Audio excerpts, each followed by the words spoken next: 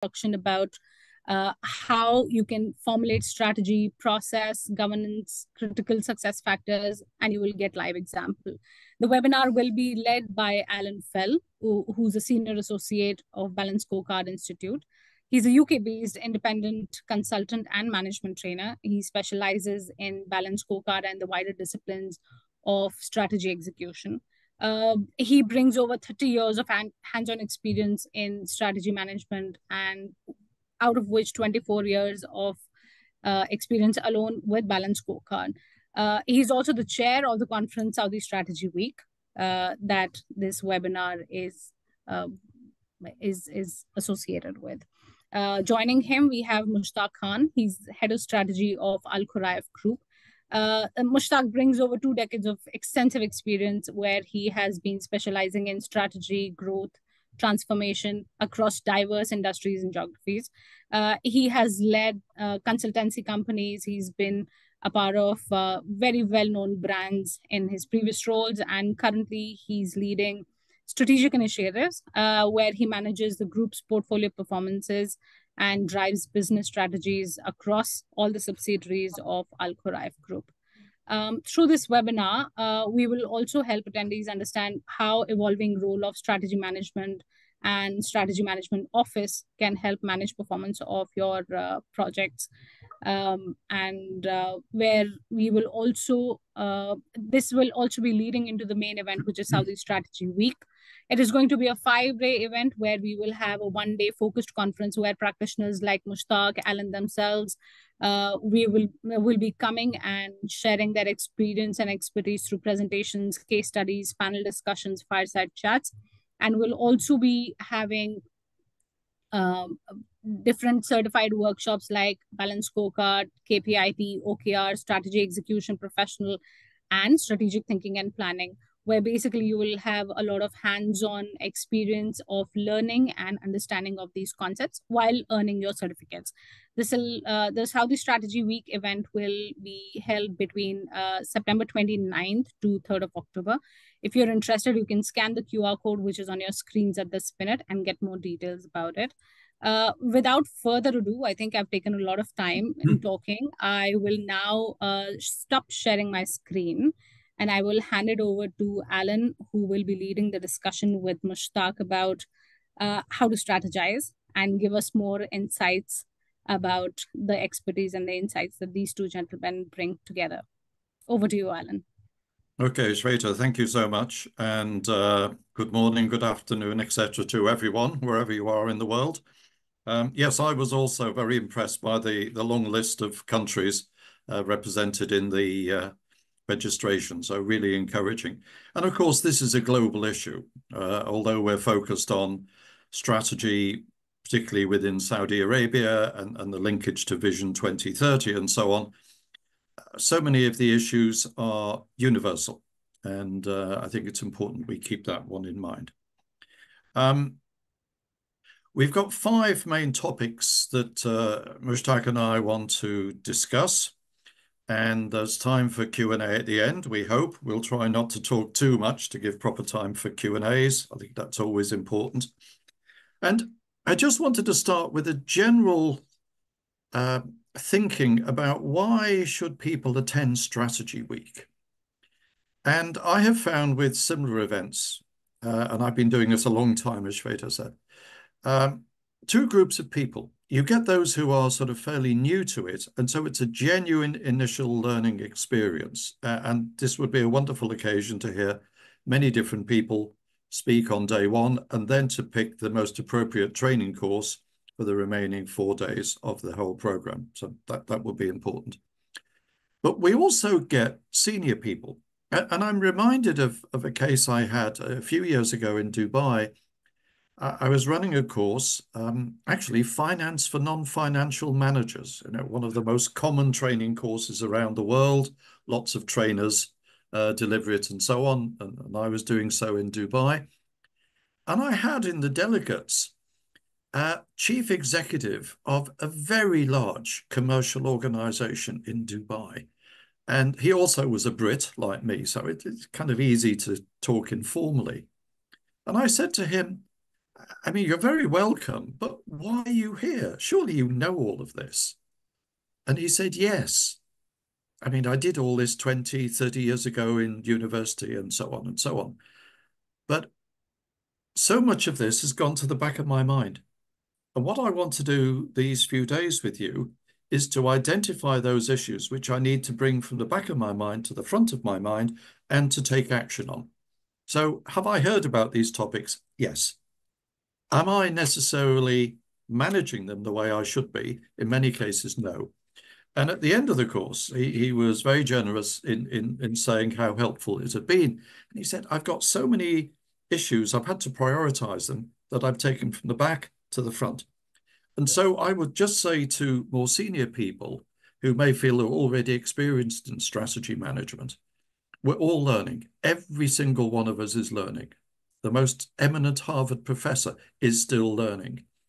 So come along and be refreshed, even if these are topics that you might have studied and perhaps been half involved in previous years. So I just wanted to make that general point.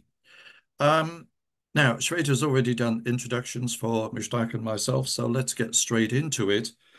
And the first topic just to talk about really is how Strategy Week supports Vision 2030.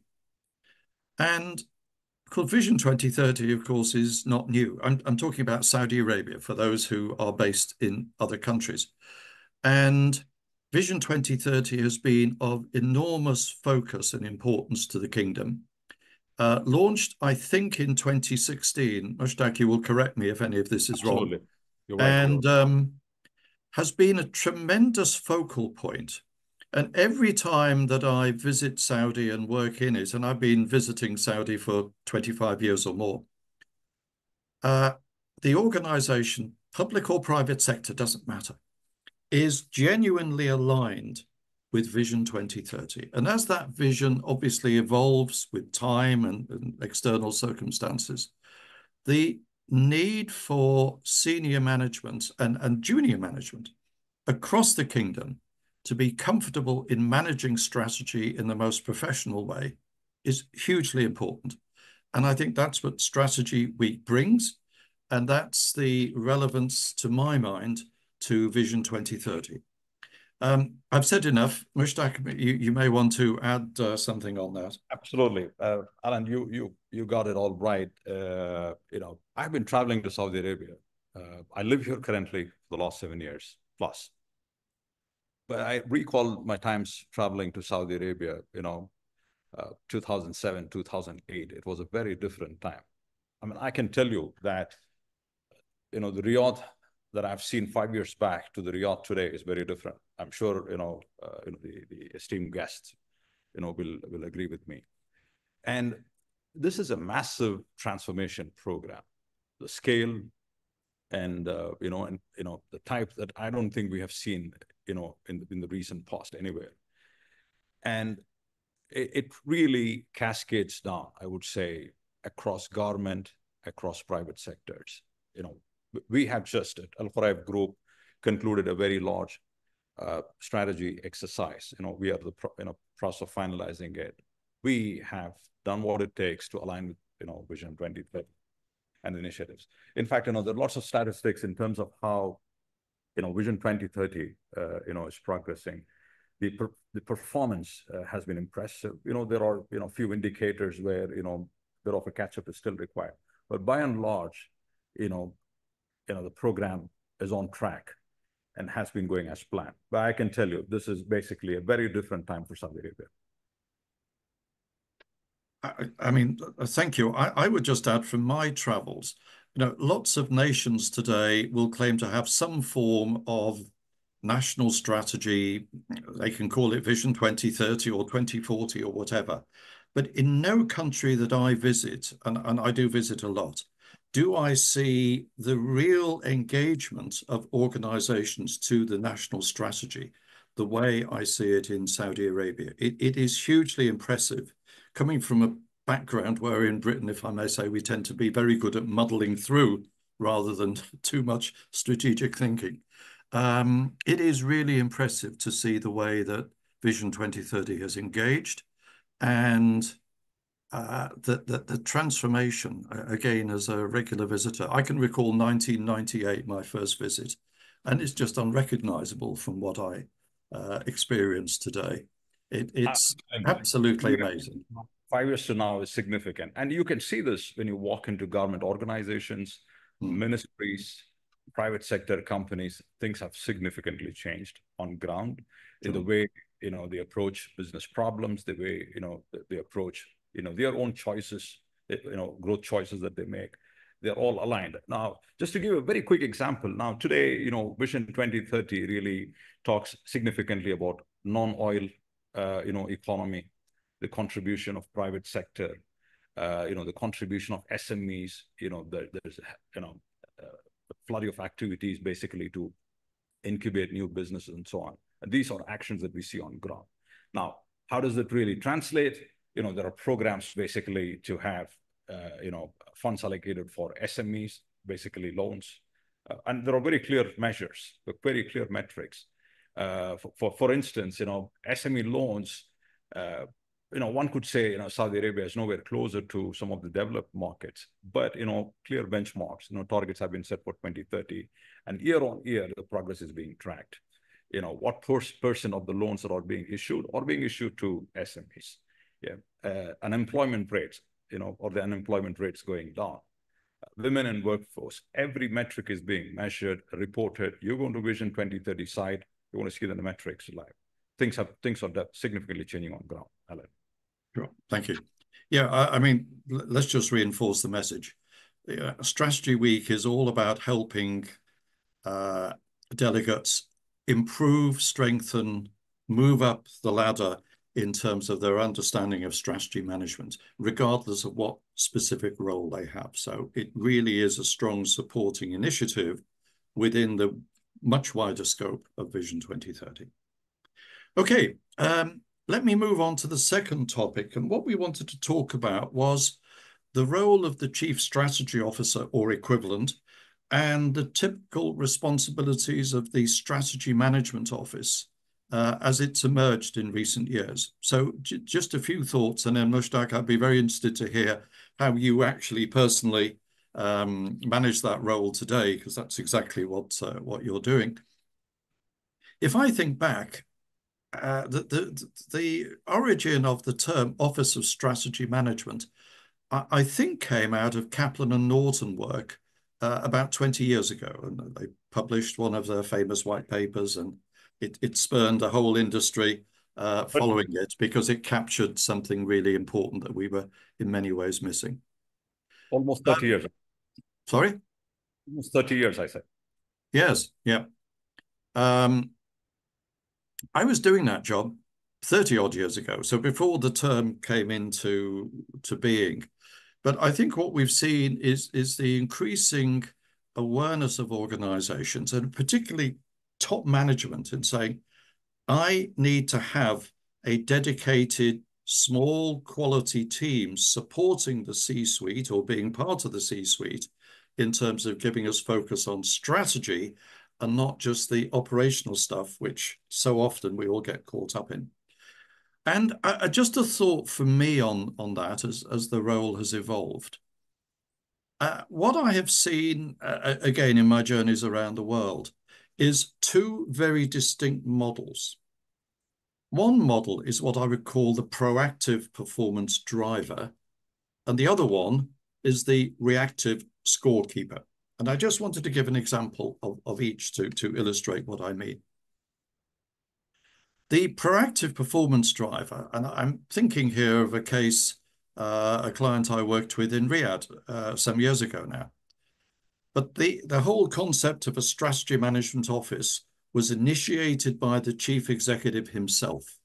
He understood and took action to create a center of excellence. That's what he called it. Only a small number of people, but very high quality people, who would be his right hand, as it were, in terms of not only developing the strategy and coordinating it, but also in the monitoring and the execution side. Now, that doesn't mean doing it all. It means they are coordinating and facilitating the top team in developing and formulating the plan, and then all the accountabilities and the performance monitoring to keep on track. That was a really great example that I had the pleasure of seeing 3 extremely able people in this small team, very high quality, very innovative in their approach, very proactive in their whole mindset. And this really helped the organization to focus and move forward. And the chief and the board had very large ambitions, and they needed that strategic focus to be there in a very determined way. Really good.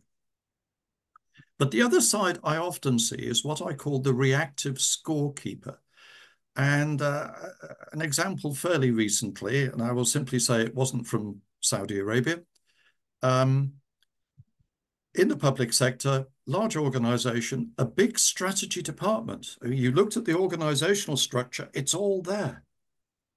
But they put their whole time into planning. And when it came to the execution side, you saw a very mixed picture. And no one seemed interested. No one was bothered.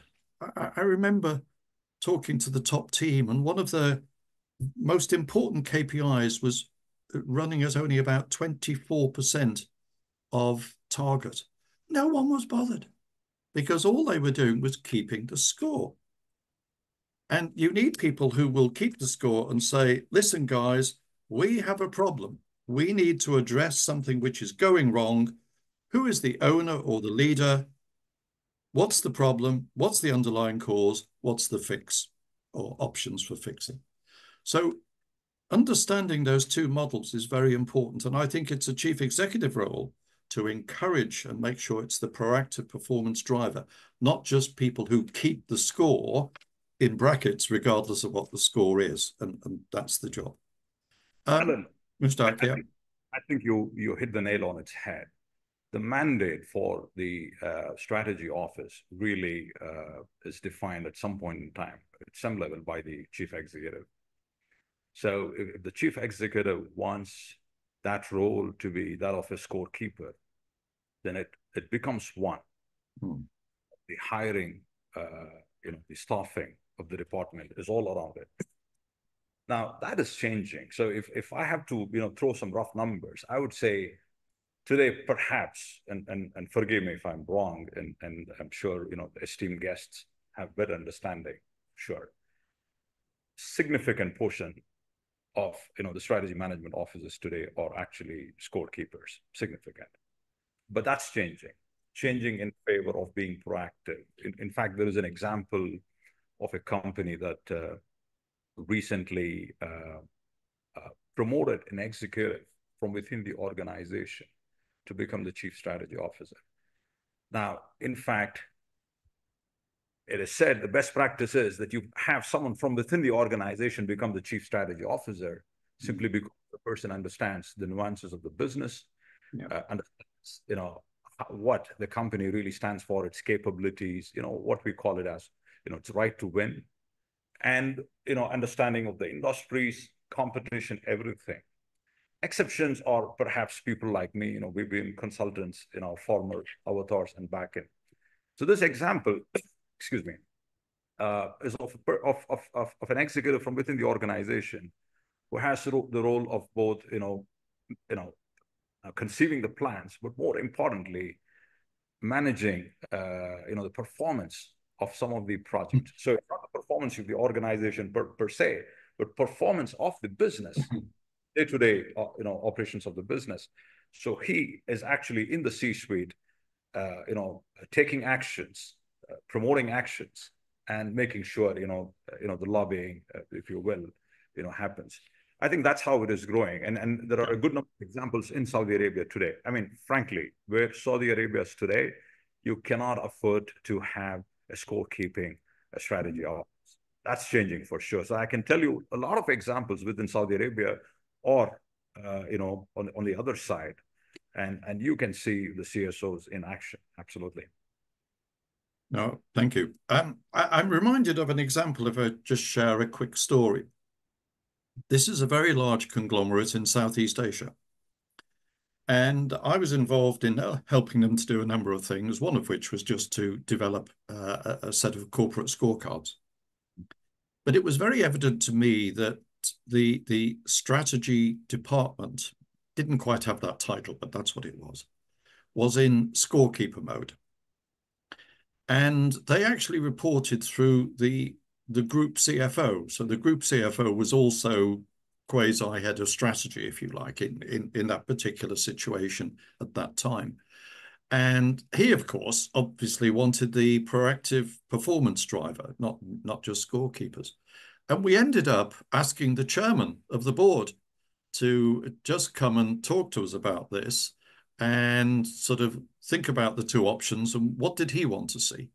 Well, of course, he was crystal clear. He wanted proactive performance drivers. And you could see the faces of a lot of the team sort of went paler than they had been because they realized life was going to be more challenging, frankly, more interesting, but a lot more challenging as they had to up their game. And I think you will find that with almost any top executive. They want a really proactive right arm, as I often call the strategy office, to support them. If you think back to what is the fundamental role of a chief executive, to lead the company in the formulation and successful execution of its strategy, you need a good support team working very closely with you, not through about 4 layers of management, but very closely with you to help drive that forward. A final point on that, if I may, is communication. And I mean, every organization has a slightly different set of responsibilities for the strategy management office or whatever they may call it. So, there's a lot of customization, which rightly goes on. But I think one of the core responsibilities and something which is a notorious weak link in my experience anywhere is the communication of strategy. And I think what is important is that amongst those roles and responsibilities, it is very clearly laid out that the strategy management office has the overall leadership role in coordinating effective communication of what is the strategy, how does it affect you, and how well are we progressing? And that really has to be done on a proper structured basis. So that's one particular responsibility that if I go into some companies and I say, who's responsible for communicating strategy? And there's kind of a silence. And then well, it's the sort of chief executive, He does a once-a-year town hall. Well, who can remember what the chief executive said 9 months ago at a town hall meeting?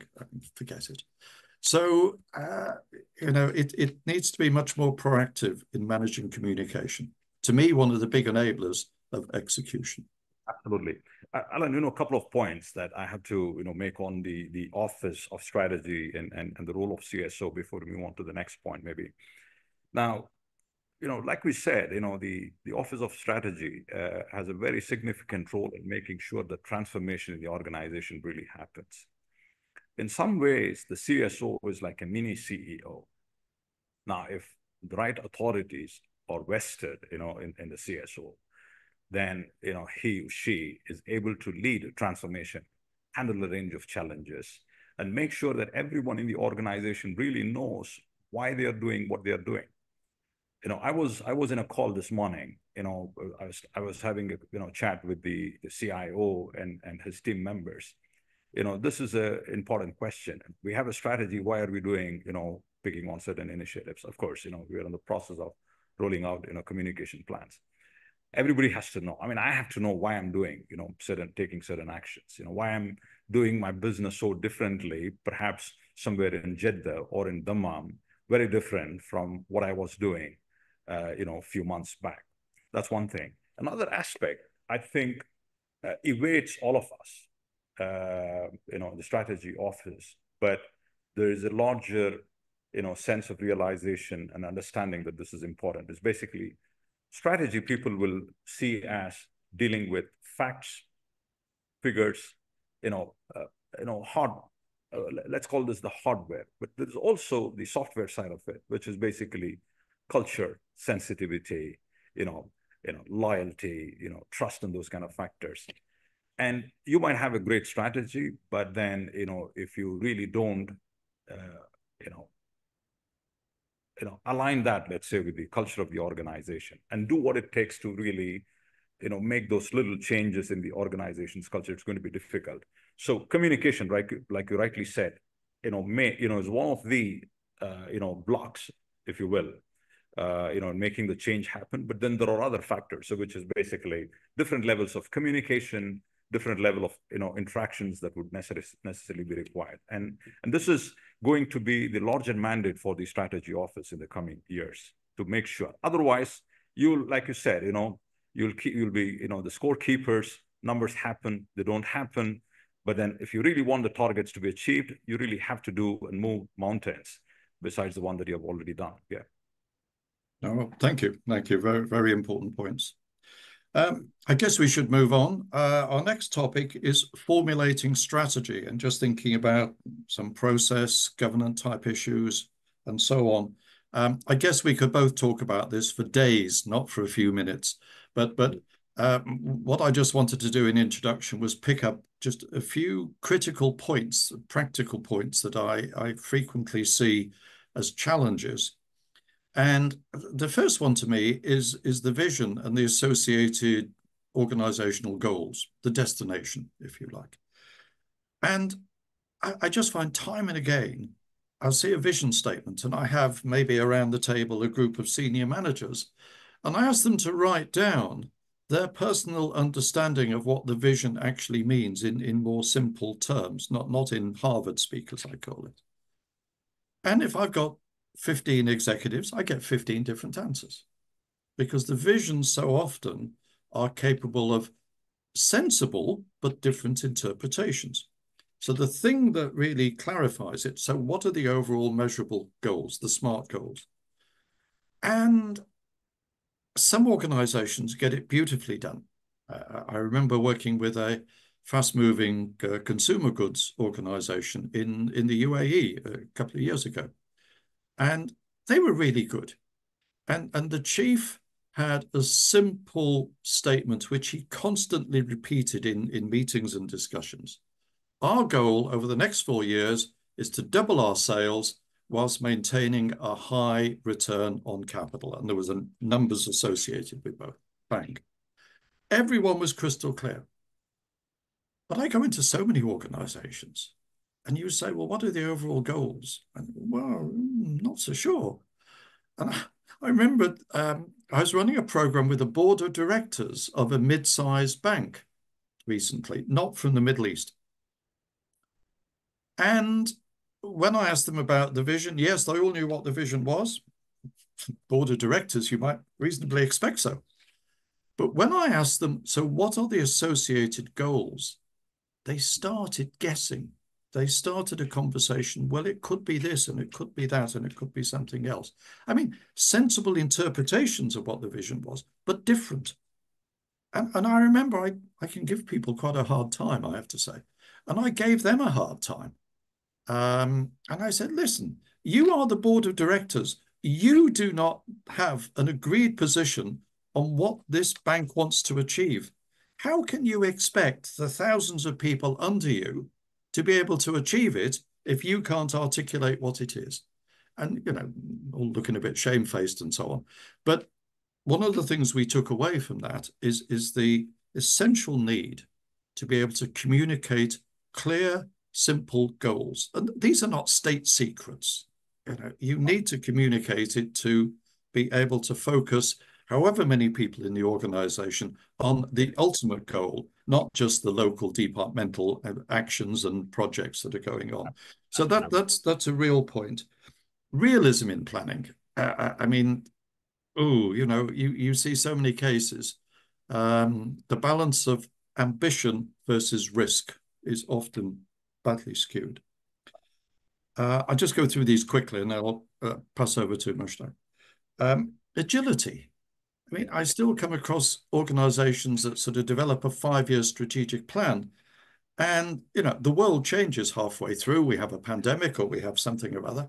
And it's, if I may put it this way, the devil's own job to get that plan changed because the assumptions have fundamentally changed but they still want to stick to the same plan figures. So there's a rigidity of thinking. And I think we just have to build in agility in such a fast changing world. That doesn't mean building in an excuse culture. Very different. And the final thing is team culture. And I just give an example. I'm a Formula One motor racing fan. So I like watching the Formula One races, including the one in Jeddah. That's a spectacular circuit, by the way. But you think about it. You've got two drivers with these very expensive cars, but behind them, there's 1,000 people in the company working in the design and the building and the maintenance and the people who change the tires. You know, you try changing 4 wheels on your car in 2 seconds. And if you don't have great teamwork, believe me, it doesn't take 2 seconds. Absolutely. So perfect ones, Alan. Yeah, understanding that. And if I just make a final comment, what I often find myself saying to people, particularly senior team, is, listen, guys, the enemy is the competitor down the street, but you behave as though the enemy is the colleague down the corridor. So can we focus ourselves more on beating the benchmark or the competition, or however we define it? It's a common enemy that we together work to achieve. So I think those are some of the key practical things that I see coming into planning. Very well. Over to you, if I may. No, thank you. I mean, you set the stage. In fact, we went through a very comprehensive strategy formulation exercise. Now I'm talking to you. I've been a consultant, so I've worked with clients, help them, putting their strategies together. And then here I'm on the, the client side. One of the things we told ourselves, when we formulated, so we're talking about corporate strategy, subsidiary strategies. We said, okay, fine. There's a very great degree of people coming together as we work on the formulation process. The vision should be, clear to everyone. What we want to be 10 years down the line, 5 years down the line. There are very clear milestones. And how are we going to make that happen? So, you cannot get down to your goals and objectives, obviously, if you really don't have a clear sight of what it is. For instance, you say, okay, fine, protect your core. We are a machinery and equipment company, in our DNA. We have, businesses in different industries, petroleum, agriculture, marine, and so on and so forth. But essentially, at the heart of it, we are a machinery and equipment company. I'm talking about Alpha Group. So, we said, we have to protect and expand our core. And while what we mean by expanding core is picking up opportunities, adjacent ones that will help us grow and so on. So the vision is very important. It has to be set very clearly, understood the same way as the CEO, or the chairman of the company says, and then taken on. Now, on realism, Alan, think of strategy officers. If you say, the strategy, professional in a company really is playing the role of an advisor, planner, which means, she has her sight set on, 5 years horizon, 10 years, so on and so forth. But that's not practical. So in fact, there are challenges that need to be, fought today, tomorrow, while you have your eyes set on, the midterm and the long term. So in fact, there are studies that say that you have to have 25% of your time, approximately 25-30%, if not more, set on immediate term, now term issues, while you look at the medium term, long term, the rest of the time is split. So you have opportunities that you need to tackle today, business problems that you need to tackle today, and so on. In fact, one of the famous things is, strategy is not cast in stone. You develop a document, that's a live document. We've said this to ourselves, even when we did this exercise. Henry Mintzberg says, famous, author on strategy, the strategy is both emergent and deliberate. So which means, you plan for certain things and then you need to adapt. The adaptability is very important. And I did speak about the soft side of things, cultural factor, absolutely important. So which means you need to work with your colleague down the corridor, make sure that, there is a clear understanding, treat people as enemies, then your strategy is getting nowhere. And I can tell you that. So soft aspects are super important, and as important as the very tangible ones, that can be put on scorecards, let's say. Okay, thank you. I guess I'm just keeping an eye on the clock. Let's move on. And Mushtaq, if I were to hand over to you for this one, which is aligning strategy with Vision 2030. So this is not about Strategy Week as such, but the wider issue, aligning strategy with Vision 2030. Again, with a strong focus on Saudi Arabia, given the location of the Strategy Week itself. Alan, this is a very favorite topic for me, more so because of the exercise that we went through ourselves. The government is spending tons of money in putting together national strategies. So there is a clear vision for transformation of the country that really percolates down to what, let's say, different industries are going to do. So there are various national strategies. There is the national industrial strategy, there is the military strategy, tourism strategy, and I have a very long list of what these strategies are. Now, what this really means is, the strategies really have the focus set on value chains and opportunities within value chains. So if you walk into the Ministry for Energy and talk about renewables, they would say, hey, look here, we want to have these elements of the renewable value chain localized. And that really means that they are working with other, organizations, banks, financial institutions, of different kinds, other organizations, governmental and non-governmental organizations, to put together enablers to make those things happen. Now, our growth, if it has to be aligned with the Vision 2030, which means we need to identify which sectors, which industries are getting the government's focus, and then see what match and what fit we have. For instance, you have, for us, machinery and equipment, like I said, there are other areas too. Some of them, of course, I can't talk about right now. Identifying those opportunities, we call it this, the right to play, and then looking at your capabilities and see what you can really win from this. So there are very clear priorities set by the government, clear strategy documents coming from the government, and then it percolates down to incentives, local content. So local content is a very important topic, and there are products that have been mandated by the government to be sourced locally. So, for example, generator sets, they have to be sourced locally. So it's on the mandatory list, which means if you are a company that manufactures, packages, assembles generators, that you have a great, deal of, opportunities going in your favor. This also means that the government is facilitating, giving you other incentives. For instance, there is a 10% price advantage. So you are a generator manufacturer, you're competing with an imported one, you definitely have a certain advantage. So aligning with, for organizations and my friends, who are from the industry, is really looking at, where these opportunities are. I mean, obviously, it's a huge, landscape out there. You cannot go and play in different areas. You have to go and pick your choices, then come back and see how you're going to make this work.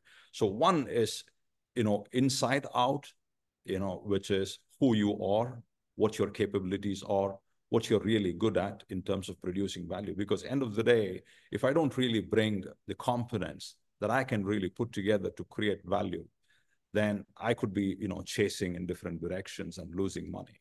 So the inside out is looking at, what you're really good at and get better at that. If there is a compelling reason for you to shift to something else, that's a different story. And then looking for opportunities there. And I can tell you that there are immense opportunities that have been, very specifically, like I said, value chain, within value chain, and so on and so forth. And it all depends on your strategy in terms of how you pick and choose.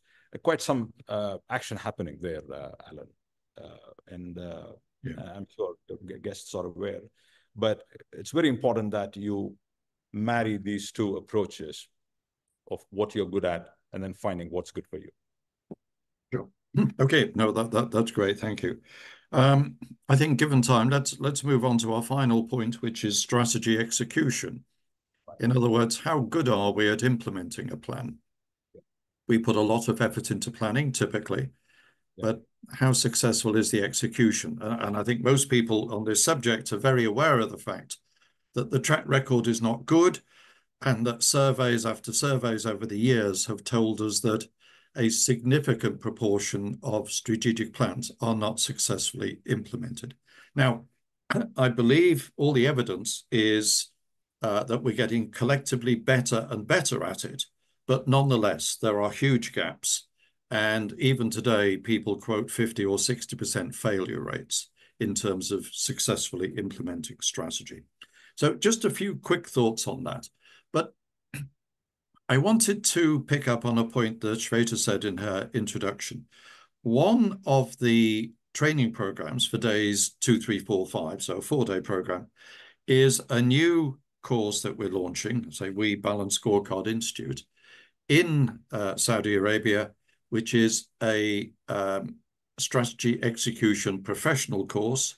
It's a certified course in conjunction with George Washington University. And for those who are currently online, I'm sure some of you have taken the very popular Balance Scorecard or KPI programs coming out of the Institute, and that Informa very regularly runs. In fact, the Balance Scorecard professional course, I think, is the most popular training course that Informa runs and has been for many years. So this is, if you like, a new course. It's a follow-on. You might describe it as an elder brother, if you like, because it's a more senior level. It's for people who are responsible not simply for putting in good information systems and balanced scorecards and the like, but actually accountable to deliver business performance. So execute the strategy.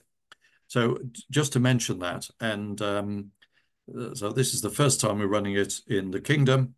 And I'm leading that. I'm looking forward to doing so. Just a couple of points on execution. Again, it's a subject we could both talk about for a long, long time, but just a few quick points. Talked on communication before, and this is one of the biggest barriers. And actually, I saw a question flag up from someone who was saying, well, people sometimes regard the strategy as confidential, so it's secret, it can't be communicated. Well, yes, I mean, there may be aspects which are confidential, and we can all understand that. But the fundamental strategy, if your staff don't understand what the strategy is, whose strategy is it that they are implementing day by day? I mean, this is just basic business management, 101 stuff. A lot of really good companies publish their strategy. You can go to their websites and you can download nice presentation packs of what is their future strategy, which they present to the world at large. So hiding behind confidentiality, to me, shows a lack of leadership and a lack of understanding of the importance of communicating. Because if people don't understand what we're trying to do, don't expect them to achieve it. So communication, just fundamentally important. And I think the strategy office need to have a proper structured communication plan covering all different dimensions of communication to different levels of people, different frequencies. But let's not make communication a one-off wonder and then we forget about it. Yeah. I think if I could add to that, that's a very practical problem, and I can relate to this. The two, at least, quick reasons that I can think of. One, largely, strategy formulation is done, but there's no clear, details on how this is going to be actioned out. So then that remains a document sitting in the CEO's office. It doesn't come out. So it remains a secretive, number one.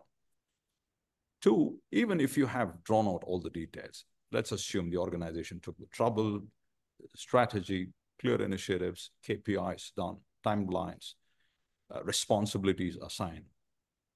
then the question really is of communication. So if that is not really done properly, now we're talking about communications of different level. There are, fortnightly, let's say, twice in a month, to, quarterly communications, to, annual and so on.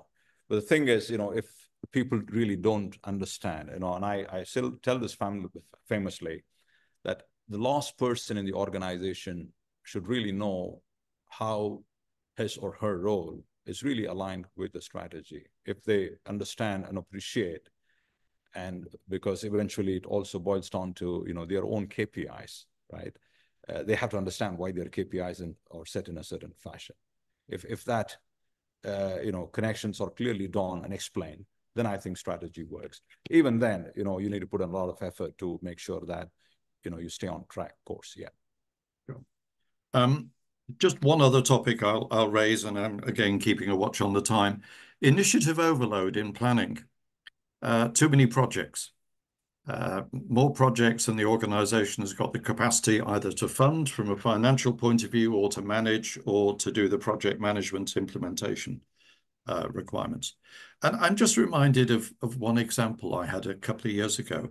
I was asked by a very large African bank to go and spend a few days with them. They were struggling with strategy execution. And nearly 40,000 people. This is a big organization.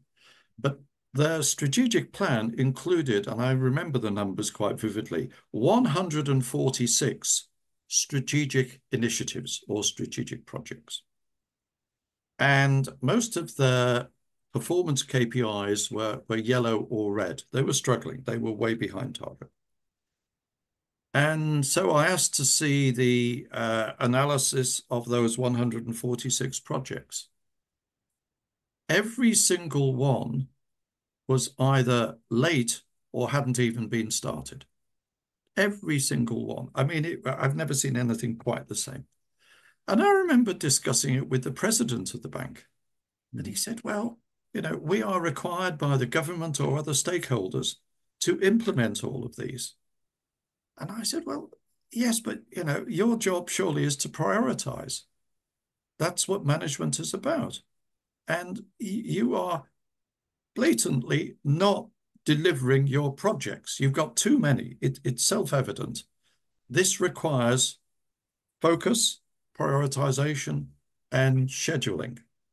And without that, you will never implement your plans. And so, we discuss more and more on that. But so often, the problem with execution is the plan itself has got inbuilt far too many projects that the organization can successfully deliver. And I've seen that time and time and time again over the years. So that's my final point on execution.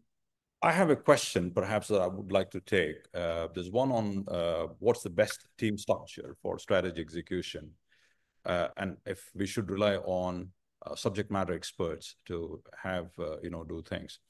Again, I'm going to talk from my experiences, one working on the client side and doing things here. And I use this analogy. If strategy has to work, you need to be on the driver's seat. So this simply means that you have to pick people within your organization. So if you lack leaders, that's a problem, which means the strategy is not taking off, even before you try to action it. So you need to have the right people in the organization. So the way we are doing it here is basically, Alan, thank you for saying that. Keep manageable number of initiatives. Now, even if there is an initiative overload, you have to space it. Now, there are some initiatives that are not going to start until, let's say, the last quarter of 2025, so on. So you space it, you have fewer initiatives that you can crack, quarter on quarter and year on year. You look at the load on, individuals, seniors. So what does the CFO have on his plate? The CIO has on its plate, and so on and so forth. And then never put the CEO in charge of some initiatives unless, that's absolutely necessary, because, the executives take the load and, pull the CEO in different directions depending on where, they want the CEO. and make sure that the leader of that initiative, which is, a C-suite person, or, the directors working under, the CXO, and they bring in the team. So you might need external help in some cases. So you were trying to do a digital strategy, you need to bring in an advisor, subject matter expert, yes, so be it.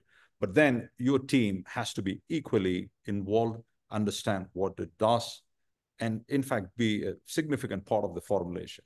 So you can't let someone come and tell you what needs to be done without you knowing what it is. So that's my long answer to this wonderful question. Yeah.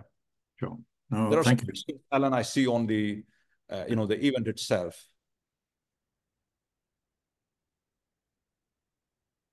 The one question on what is the synergy between different courses.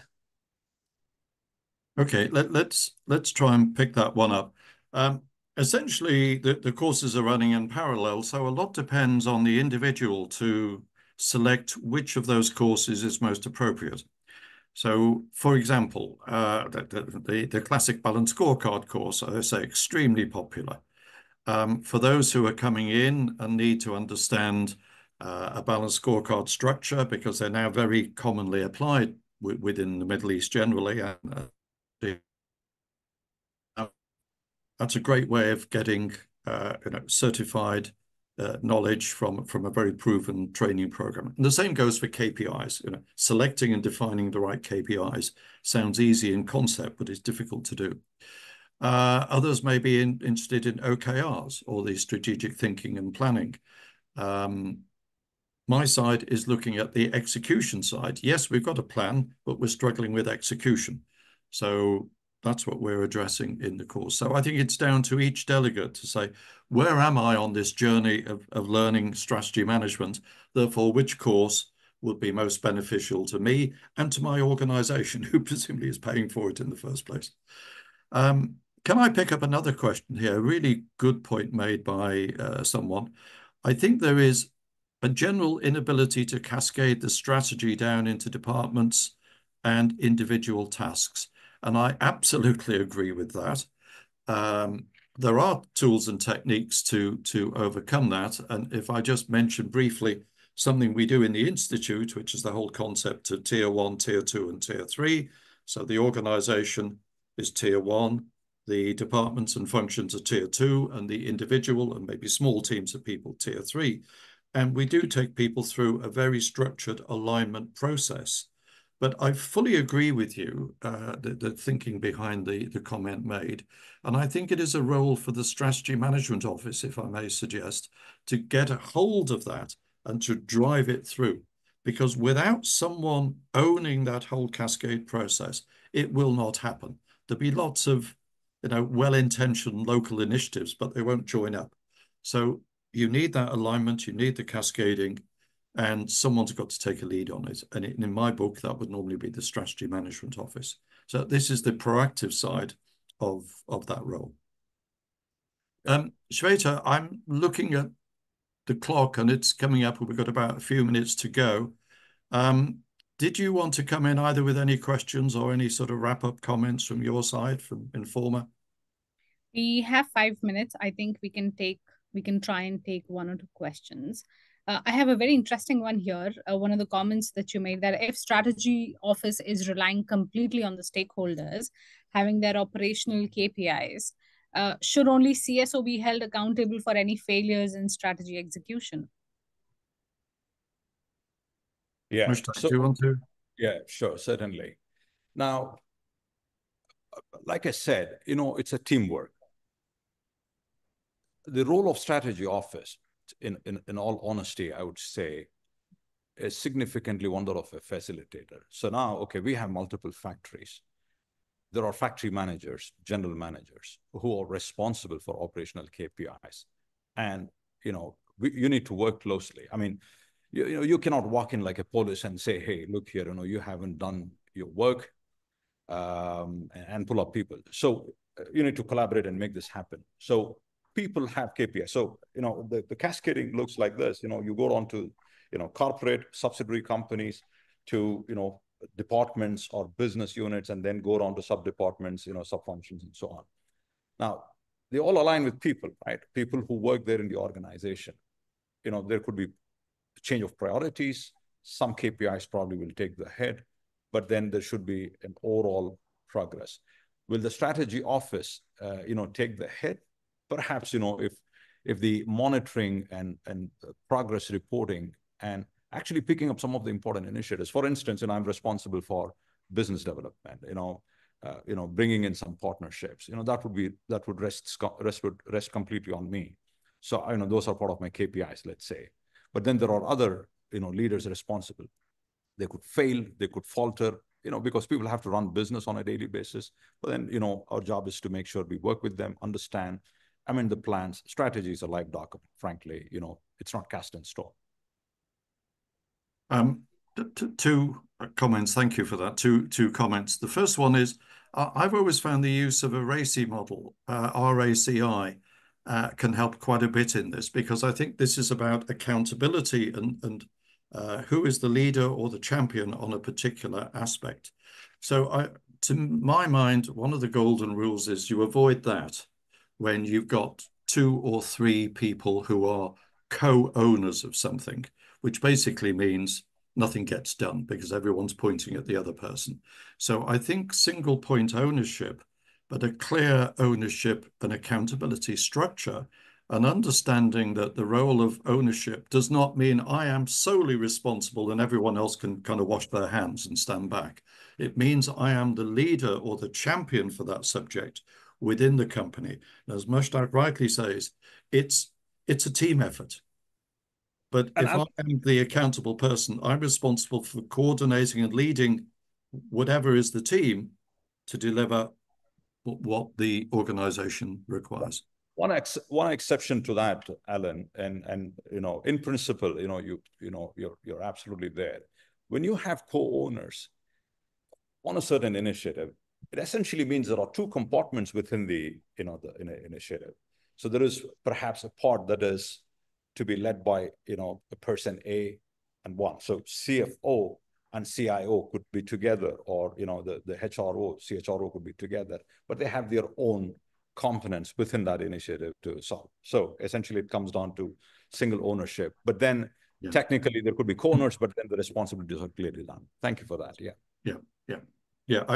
I do find once you get into double ownership, you start to get the excuse culture building in. So I come from a very tough commercial background, one of the major banks in London. So, it was crystal clear who was responsible for what and what your targets were. And, also what were the penalties of not achieving, which I'm not suggesting, threatening with job or anything, but people understood the impact of achieving and delivering or not, and how that impinged on things like compensation arrangements.